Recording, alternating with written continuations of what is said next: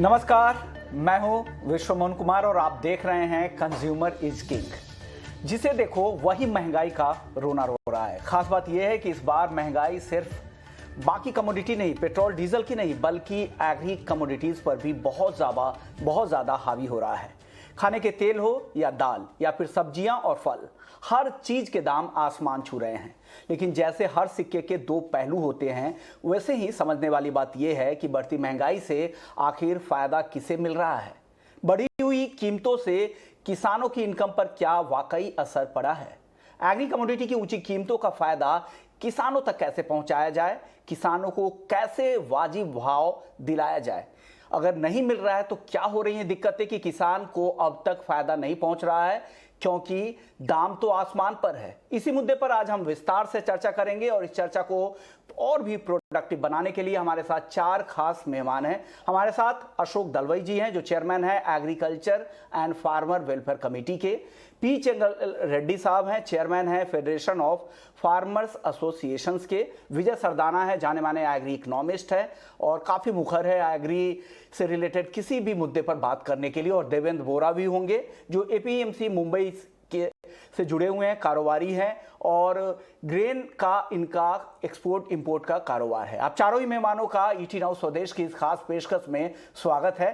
सबसे पहले दलबई साहब, आपसे ही शुरुआत होगी, क्योंकि आप उस कमेटी के चेयरमैन हैं जो 2016 में जो बनाई गई थी, जिसमें फार्मर्स की इनकम को दोगुनी करने की बात की गई थी। हालांकि अब काफ़ी माहौल काफ़ी सपोर्टिव है किसानों के लिए, क्योंकि जिस तरह से एग्रीकल्चर प्रोडक्ट्स के दाम बढ़े हैं, एमएसपी से करीब 25 से 30% तक ज़्यादातर कमोडिटी एग्री कमोडिटी ऊपर है।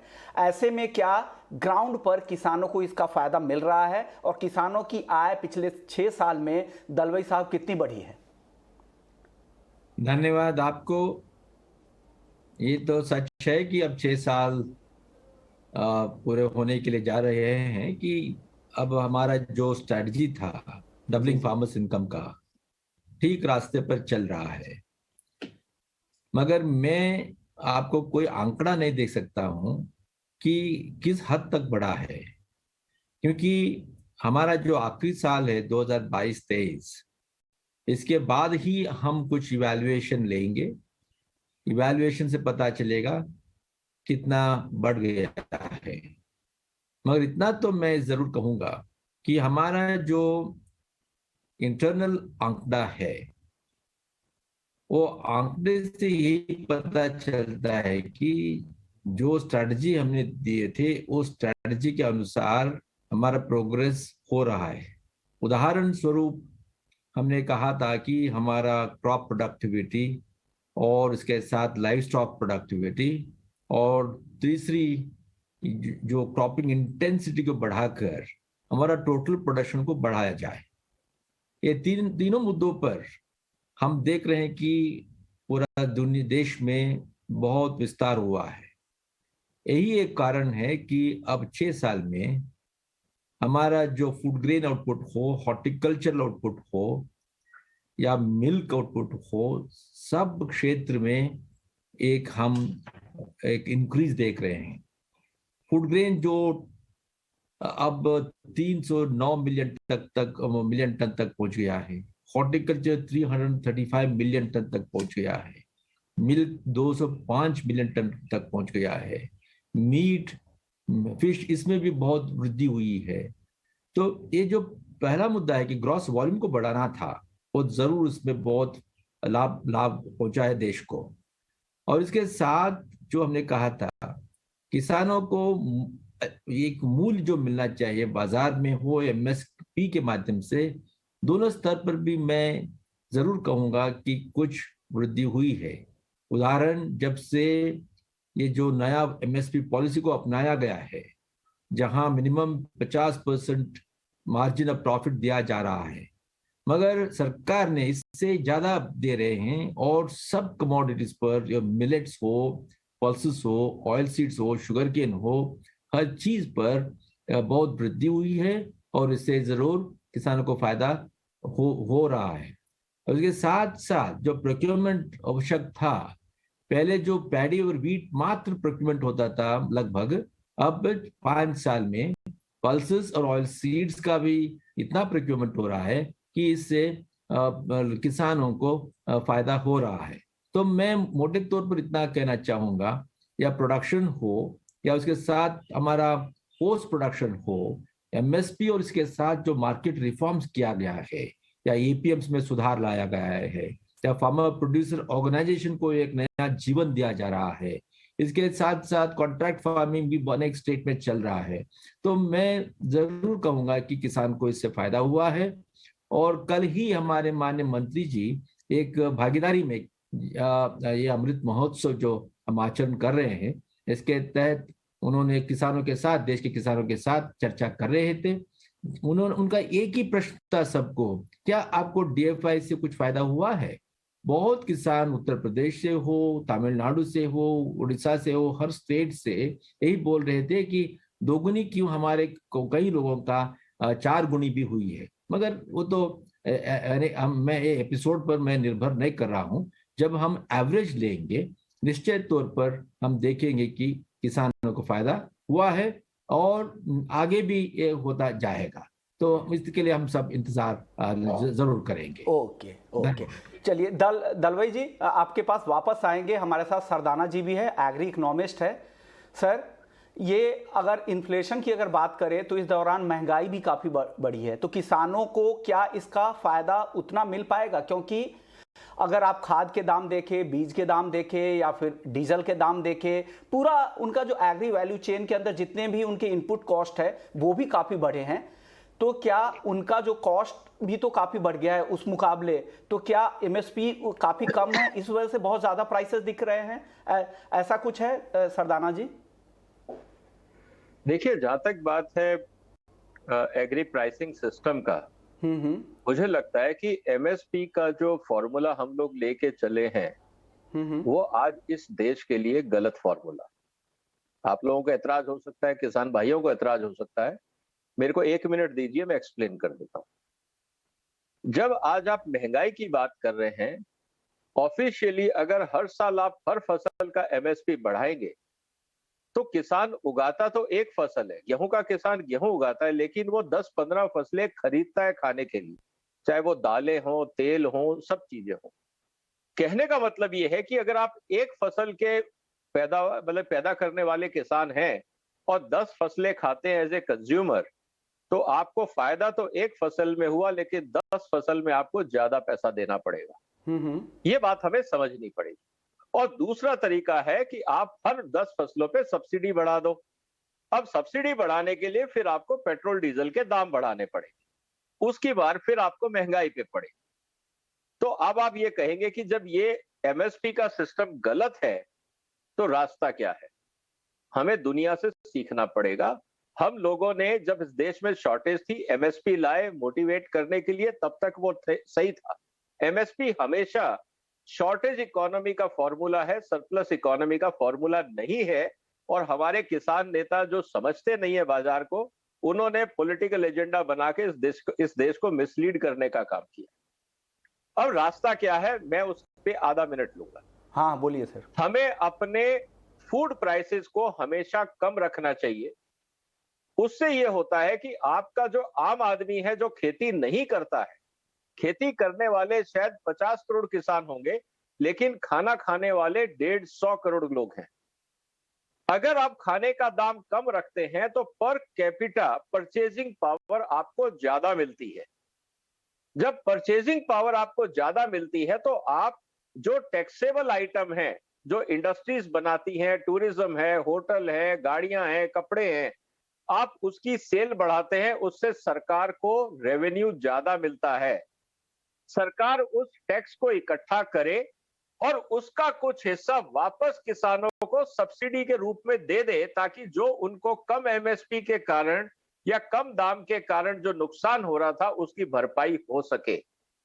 दुनिया में, पूरी दुनिया में, डेवलप्ड वर्ल्ड में यही फॉर्मूला है। इसीलिए हम जब कहते हैं कि यूरोप और अमेरिका सब्सिडी क्यों नहीं घटा रहे, उसका कारण यह है कि वहां पे फूड प्राइसेस कम रखे जाते हैं, डिस्पोजल इनकम को बढ़ाया जाता है, ताकि इन्वेस्टमेंट आए, रेवेन्यू बढ़े, एम्प्लॉयमेंट जनरेशन हो, और जो टैक्सेशन आता है उससे फिर आप किसानों को सपोर्ट दे। ये तरीका है, ना कि एमएसपी बढ़ा। ओके, सरदाना जी आपके पास वापस से आएंगे। दलवाई साहब, अब आपसे सवाल यही होगा, अगर फ्रूट प्राइसेस को कम रखेंगे तो फिर किसानों तक कैसे हम बेहतर भाव, किसानों को कैसे ज्यादा भाव मिल पाएगा? और आप भी रिपोर्ट में, लंबी चौड़ी आपकी भी रिपोर्ट आई थी, तो उस रिपोर्ट में क्या हवाला दिया गया था? अगर भाव कम रहेंगे तो किसानों को फायदा कैसे होगा? ऑलरेडी इनपुट कॉस्ट इतने ज्यादा बढ़ गए हैं, किसानों के जितने भी एग्री से जुड़े हुए उनके कॉस्टिंग है वो काफी करीब 20% की तेजी आ चुकी है ओवरऑल, जो हमारे पास रिपोर्ट आया है उस हिसाब से। तो कैसे किसानों की इनकम ज्यादा बढ़ेंगी दलवाई साहब?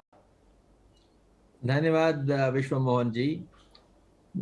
हमारे जो कमेटी, डीएफआई कमेटी में इस प्राइसेस के एक क्षेत्र में हमारा एक बहुत स्पेसिफिक रिकमेंडेशन है। हमने यही कहा था, इन्फ्लेशन मैनेजमेंट जो है हमारे देश में हर समय किसानों के खिलाफ रहा है, हर देखा गया है।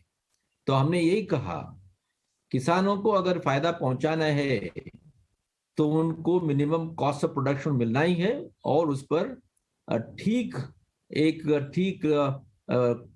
Cost of margin of profit भी मिलना चाहिए, एमएसपी हो या मार्केट हो। ये नहीं कि किसान भाइयों बहनों कंज्यूमर के कारण से अपना खुद का सैक्रिफाइस करते रहे। मगर ये भी मैं मानता हूं, क्योंकि हमारे देश में गरीब लोग भी है जिनका परचेजिंग पावर इतना नहीं है, हमको बैलेंस करना पड़ेगा किसानों का आय के दृष्टि से और कंज्यूमर के। दलवाई साहब, मैं आपको बीच में रोकना चाहूंगा। अगर महंगाई तो बढ़ी गई है, महंगाई में तो कोई कमी नहीं आ रही है, लेकिन किसानों को उस तरह से नहीं भाव मिल पा रहे, तो क्या वजह रही? बीच में कहां जा रहे हैं ये भाव?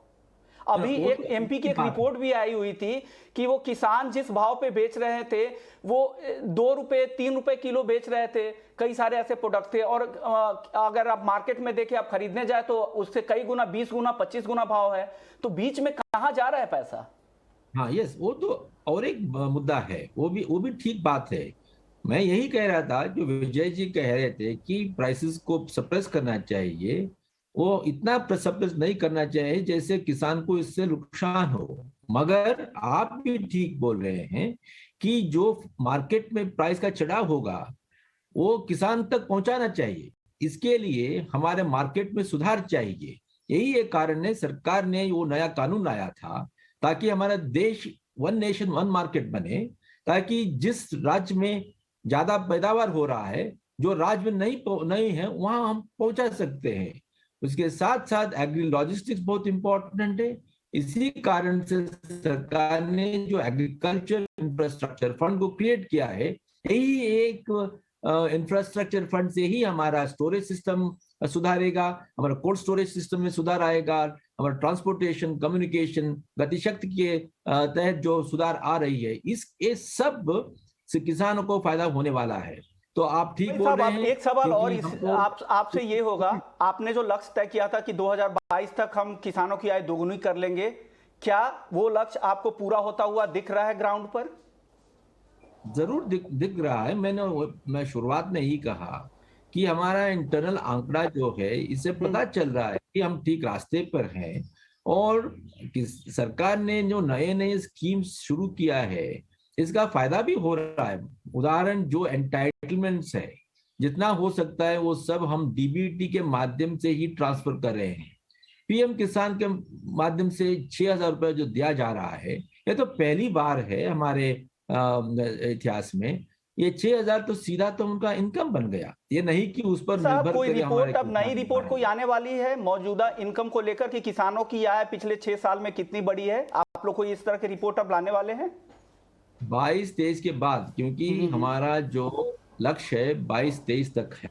ओके, 22-23 है, तो मार्च 2023 के बाद इवैल्यूएशन हम करेंगे, जरूर पता चलेगा कि हमारा लक्ष्य कहाँ तक हम पहुंचे हैं। मगर ये भी मैं कहना चाहूंगा हमारे किसान भाइयों को और देशवासियों को कि जो माननीय प्रधानमंत्री जी ने डीएफआई का एक विजन हमारे साथ शेयर किए हैं, इसका एक ही लक्ष्य है कि हमारा जो प्रोडक्शन मात्र हम उस पर जोर दे रहे थे, अब किसान की दृष्टि से देखेंगे तो हमारा 2022-23 के बाद भी ये डबलिंग फार्मर्स इनकम स्ट्रैटेजी है, वो इनकम स्ट्रैटेजी बन जाएगा।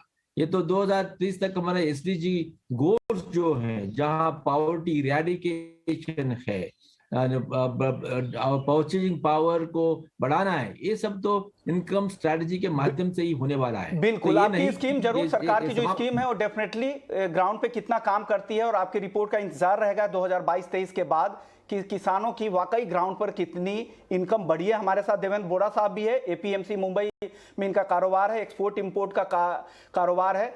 देवेंद्र बोरा साहब, आपसे सवाल ये होगा, आप प्रोक्योरमेंट खुद करते हैं डायरेक्टली अपने डोमेस्टिक ट्रेड के लिए भी और इंटरनेशनल ट्रेड के लिए, क्या अगर आप जो भी ट्रेड कर रहे हैं, मान लीजिए अगर आप गेहूं ट्रेड कर रहे हैं, तो क्या आप एमएसपी के ऊपर भाव किसानों को दे रहे हैं? आप कहां से प्रोक्योरमेंट करते हैं? पहले ये सवाल का जवाब दीजिए।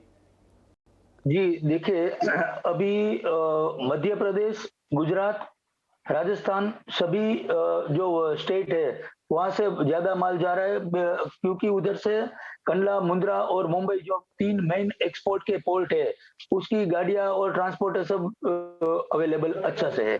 सो वो उधर हमारे हिसाब से जो सरकारी अभी भाव है 2015 रुपया, उससे ऊपर ही भाव किसानों को मिल रहा है, और सभी दूर ये माल जा रहा है। खाली डोमेस्टिक में जा रहा है ऐसा नहीं है, एक्सपोर्ट में जा रहा है ऐसा नहीं है।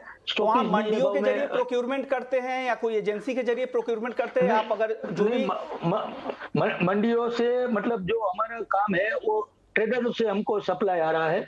सो ट्रेडर अभी जो मंडियों के भाव है वो लगभग 2015 के ऊपर ही ऊपर है। मतलब एक थोड़ा टाइम आया था, तो एमएसपी के भाव है, अगर मंडियों में आप 2015 खरीदेंगे तो किसानों को कैसे मिलेगा एमएसपी से ज्यादा भाव? नहीं, मंडियों में भाव अभी 2050 से ऊपर ही है, और राजस्थान की अगर देखें तो 2050, 2100-2200 है, और पंजाब हरियाणा भी भाव अभी ऊंचा है। लेकिन पंजाब हरियाणा का जो लोकल ट्रांसपोर्टेशन है उसका भाव ज्यादा होने से उसका अभी माल ज्यादा नहीं आ रहा है। यूपी खैर आ रहा है, और मैं ऐसा समझता हूँ, जो अभी सभी लोगों को सुना ना, उस हिसाब से एक तो जो सरकार की अभी जो पॉलिसी है एक्सपोर्ट के बेस पे, वो बिल्कुल ठीक जा रही है, कोई उसमें दिक्कत मुझे नहीं दिख रही है, पहली बात। और लगभग 35 के ऊपर देशों में अपना गेहूं जा चुका है, और रिपीट ऑर्डर आ रहा है, और बल्क में रिपोर्ट आ रहा है। और गेहूं का जो मार्केट है किसानों को, वो 15, 17 या 20 साल के बाद इंटरनेशनल मार्केट मिला है, और वो कंटिन्यू रहे, ऐसा ही सरकार को पॉलिसी कंटिन्यू करना चाहिए। ओके सर, अगर गेहूं की अगर एक्सपोर्ट बहुत जरूरत से ज्यादा होगा तो घरेलू प्रोक्योरमेंट की स्थिति क्या होगी? घरेलू प्रोक्योरमेंट तो हो नहीं पा रहा है। नहीं, घरेलू प्रोक्योरमेंट अभी मेरे हिसाब से जो सरकारी फिगर है वो 26 अप्रैल का, 25 अप्रैल का, मतलब 2 दिन पहले का 1 करोड़ 9 लाख टन के आसपास हुआ है। और कितना कम है सर? पिछले साल से कितना कम है प्रोक्योरमेंट? पिछले साल से मेरे हिसाब से पिछले नहीं, अभी वो फिगर तो सरकार ही बता पाएंगे, लेकिन अभी तक जो डेटा आ रहे हैं वो पिछले साल से प्रोक्योरमेंट कम है। अगर इस रफ्तार से हम एक्सपोर्ट करते रहेंगे तो घरेलू दिक्कतें भी होंगी और महंगाई आने वाले समय में और बढ़ेगी। दल भाई साहब, ग्राउंड पर ये कह रहे हैं एमएसपी से ज्यादा भाव ये मंडियों में दे रहे हैं, तो किसानों को कैसे ग्राउंड पे मिल रहा होगा सर एमएसपी से ज्यादा भाव? दल भाई साहब, ये तो बहुत सुनने के लिए मुझे बहुत अच्छा लग रहा है कि सरकार का उद्देश्य यही है कि किसानों को खाली मिनिमम सपोर्ट प्राइस न मिले, एमएसपी से ज्यादा मिलता जाए। इसी कारण से सरकार ने ये जो पोस्ट हार्वेस्ट मैनेजमेंट के लिए जो मार्केटिंग रिफॉर्म्स ला रही है, उसमें हमारे ई नाम है, एपीएमसी का सुधार है, एग्री लॉजिस्टिक्स का अपग्रेडेशन है, ये जो फार्म लॉज लाया गया था, अगर ये सब आ जाएगा तो जरूर मार्केट में एक बॉयंसी हो जाएगा और किसान को अच्छा प्राइसेस मिलेगा। और ये नहीं कि खाली प्रोक्योरमेंट से किसान को लाभ होगा, हम चाहेंगे कि एमएसपी से ज्यादा किसानों को मिले। जैसे हमारे अभी पैनलिस्ट भाई कह रहे थे, एक्सपोर्ट में सुधार आया है कि जो हमारा 36 बिलियन यूएस डॉलर होता था 3 साल पहले, इस साल हमने 50 बिलियन यूएस डॉलर्स को हम तब क्रॉस कर गए हैं। और उद्देश्य है कि 22-23 में और सुधार लाए, क्योंकि हमारा जो एक्सपोर्ट पॉलिसी है, एक्सपोर्ट पॉलिसी के अनुसार हमको 66 बिलियन यूएस डॉलर पहुंचना है और उसके बाद 100 billion US dollar export policy पर इतना अगर जोर दिया जाए एग्री में, तो अगर हम खुद का ही, बाकी दुनिया तो बफर बना रही है एग्री कमोडिटी का, और हमारे यहाँ महंगाई अभी उस तरह कदर नहीं आई, अगर यहाँ भी उस तरह की महंगाई बढ़ गई तो कैसे संभालेंगे? ये सुनिए, ये नहीं कि अगर हम एक्सपोर्ट करेंगे तो हमारा महंगाई बढ़ता जाएगा, क्योंकि कंज्यूमर्स को अगर हमको पहुंचाना है ठीक रेट पर, उसके लिए भी सरकार जो कार्रवाई करना है कर सकता है। मान लीजिए हमारे जो पब्लिक डिस्ट्रीब्यूशन सिस्टम्स के तहत गरीब लोगों को, जो बीपीएल कार्ड होल्डर्स है, उनको तो व्हीट हो या पैडी हो, पल्सेस हो, तो पहुंचा जा रहा है। नोटेड दलवाई साहब, मतलब ये बात समझ में आ गई कि सरकार की कोशिश यही है कि आप जो यहाँ का जो ग्लट है उसको कम करना है और साथ ही ज़्यादा से ज़्यादा एक्सपोर्ट पर फोकस करना है, लेकिन यहाँ की बफर स्टॉक भी बनाना ज़रूरी है। अब देवेंद्र बोरा साहब, आपसे मेरा अगला सवाल होगा दलहन को लेकर। दलहन के रेट भी एमएसपी से काफी ऊपर है, ज्यादातर दलहन के, अगर चना को छोड़ दे तो सभी दलहन के भाव काफी ऊपर चल रहे हैं। ऐसे में किसानों को कितना फायदा मिल रहा है? क्योंकि आप मंडियों में जाते हैं, मंडियों से प्रोक्योरमेंट करते हैं, तो डेफिनेटली आपको सेंस होगा और मंडियों के लोग बताते होंगे कि किसानों से वो किस रेट में खरीद रहे हैं, या आप अपनी टीम भेजकर भी ऐसे रेट पता करवाते जरूर होंगे। तो क्या वाकई किसानों को ग्राउंड पे उसका फायदा मिल रहा है? एक ऑनेस्ट व्यू आपका चाहेंगे बोरा साहब। नहीं, पल्सेस में इतना अभी बहुत ज्यादा पैसा किसानों को नहीं मिल रहा है, मैं समझता हूँ। और ये जो मेन अपना जो है वो चना है और तुअर है। चना और तुअर में जो सरकार का भाव है उसके आजू, चना तो खैर नीचे बिक रहा है एमएसपी से, और तुअर है वो भी कोई बहुत ज्यादा पल्सेस में ऊपर भाव नहीं मिल रहे हैं अभी। एग्जैक्टली बहुत सारी चीजों का एक सिंगल लाइन में बता पाऊंगा कि जो डिमांड एंड सप्लाई है उसके हिसाब से ही सरकार अगर चलेगी तो ही प्रोडक्शन बढ़ेगा। देखो, अगर किसी फार्मर को अच्छे पैसे मिल रहे अपने प्रोडक्शन के, तो अपने आप वो उसका प्रोडक्शन बढ़ाएगा।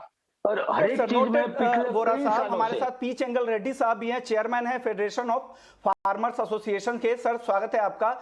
सर, मेरा सवाल आपसे ये होगा, आप ग्राउंड के आदमी हैं, ग्राउंड पे की रियलिटी को समझते हैं कि किसानों के साथ क्या हो रहा है, वाकई उनकी हालत कितनी सुधरी है पिछले 6 सालों में, जब से फार्मर्स डबलिंग इनकम कमेटी की बातें हो रही है। क्या आपको लग रहा है कि किसानों की आय बढ़ी है, या महंगाई की जो चपत लगी है वो उनकी बढ़ी हुई इनकम को खा रहा है? आप क्या कहेंगे रेड्डी साहब? देखिए, मेन प्रॉब्लम ये है कि किसानों के और खेती के बारे में गवर्नमेंट जो 1990 में इंडस्ट्री सर्विस सेक्टर्स को रिफॉर्म्स लाए ना, टेक्नोलॉजी, इन्वेस्टमेंट, एक्सपोर्ट, मार्केटिंग का, ऐसा कोई पॉलिसी है नहीं किसान के बारे में, खेती के बारे में कुछ नहीं है। यू हैव, अब देखिए पिछले 30 साल से सब चीज़ें, सब फसल जो है प्रोडक्टिविटी स्टैग्नेटेड है, एक 5-10% कुछ ज़्यादा नहीं है।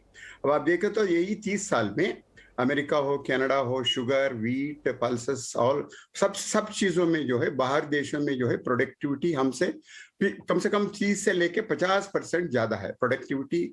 इंटरनेशनली हमारे पास कोई कॉम्पिटिटिव है नहीं। इसका मेन प्रॉब्लम ये है, देखिए अब आप हमेशा एमएसपी के बारे में, इन्फ्लेशन के बारे में, ये बहुत सारी चीज़ें बात करते हैं, मगर सबसे बढ़िया प्रॉब्लम ये है पिछले 5-6 साल में जो इनकम है वो कम हो रहा। क्यों बोले तो प्रोडक्शन कॉस्ट जो है बहुत हुआ। अब देखिए पेस्टिसाइड्स का दाम मेरे ख्याल से 200 से लेकर 300% ज्यादा बढ़ गए, डीजल डबल हो गई और लेबर कॉस्ट भी डबल हो गए। तो आमदनी, अच्छा प्रोडक्शन नहीं बढ़ी, प्रोडक्टिविटी इतना ही है, सेम प्रोडक्टिविटी है। तो प्रॉब्लम ये आते, लेबर का भी डबल हो गया। तो प्रॉब्लम ये आती कि ये एक्सपोर्ट पॉलिसी, ये सब चीजें जो गवर्नमेंट वाले कर रहे हैं ना, ये मेरे ख्याल से दिस ऑल मिसलीडिंग, पब्लिक को ठीक नहीं समझा रहा। बिल्कुल। अब एक जी बताइए सर रेड्डी साहब। देखिए, एक जो गलत चीज वो नेशनल लेवल पे हो रहा, पब्लिक को ये लोग मिसगाइड कर रहा, गवर्नमेंट ऑफ इंडिया बहुत मिसगाइड कर रहा। जी बिल्कुल, बिल्कुल। हमेशा हमारे साथ सरदाना साहब भी है। सरदाना साहब, ये रेड्डी साहब की बात बिल्कुल सही है, लेबर कॉस्ट बढ़े हैं, फर्टिलाइजर कॉस्ट बढ़े हैं, तमाम इनपुट कॉस्ट बढ़ रहे हैं खेती के लिए। क्या वाकई किसानों को इसका फायदा हो पा रहा है, और कैसे होगा फिर इसका फायदा? देखिए, बहुत सीधी सी बात है कि जितने बिचौलिया बीच में होंगे, वो सब अपनी कमाने के लिए मेहनत करते हैं। किसान को देने के लिए कोई मेहनत, आपने आज तक किसी मिडलमैन को कहते हुए सुना कि आप सस्ते में बेच रहे हो, मैं आपको ज्यादा पैसे दे के खरीदूंगा? हर आदमी बार्गेन करता है ये कह के कि आपका रेट ज्यादा है, हमको सस्ते में चाहिए। अल्टीमेटली जितने मिडलमैन रहेंगे बीच में, किसान और बाजार के बीच में, उतनी आमदनी किसान की कम होगी। इसीलिए मार्केटिंग रिफॉर्म जरूरी था, एफपीओज को मजबूत करना, कोऑपरेटिव्स को मजबूत करना जरूरी था, ताकि बाजार किसानों तक जाए। आपके माध्यम से मैं एक सुझाव देना चाहता हूं। अगर आप वास्तव में किसानों का भला चाहते हैं, जितनी एपीएमसी में दुकानें हैं, 50% दुकानें किसान संस्थाओं को एलोकेट कर दी जाए, ताकि किसान डायरेक्ट बाजार में माल बेच सके, बिचौलिया नहीं चाहिए। ओके ओके, जब तक बिचौलिया रहेंगे तब तक डेफिनेटली उनका मार्जिन कम रहेगा। आप एपीएमसी में जब तक कंट्रोल किसानों का नहीं होगा, किसान का भला नहीं हो सकता। बिल्कुल सही बात। एपीएमसी में अगर कंट्रोल किसानों का होगा तभी किसानों का भला होगा। तमाम स्कीम जो है भले ही ऊपर लेवल पे हो, लेकिन ग्राउंड लेवल पे उसका फायदा अभी भी किसानों को नहीं पहुंच रहा है। और जो आपको दाम ऊपर दिख भी रहे हैं, उसका फायदा किसानों को इसलिए नहीं हो रहा है कि एग्री प्रोडक्ट्स की जो प्रोडक्शन कॉस्ट है वो काफी ज्यादा बढ़ गए हैं किसानों के लिए। शुक्रिया दलभाई साहब आपका, चेंगल रेड्डी साहब आपका, विजय सरदाना जी आपका, बोरा साहब आपका। वक्त कम है तो हमारी खास पेशकश कंज्यूमर इज किंग में फिलहाल इतना ही, लेकिन आप बने रहिए हमारे साथ क्योंकि खबरों का सिलसिला यहां चलता रहेगा। नमस्कार।